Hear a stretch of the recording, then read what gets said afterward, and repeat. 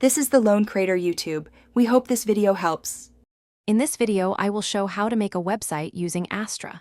First, you will need to select a reliable web hosting provider and register your unique domain name. Once your hosting is set up, install WordPress, which serves as the foundation for your site.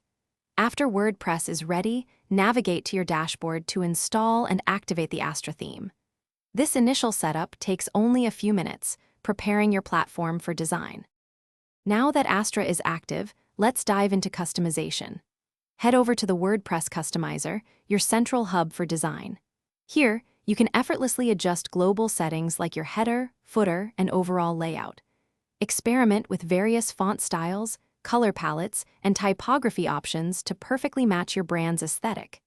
These changes provide a consistent look across your entire website, ensuring a professional and polished presentation. To accelerate your design process, install the free Starter Templates plugin. This powerful tool offers hundreds of professionally designed website templates, ready for import. You can choose to import a complete website or select individual pages.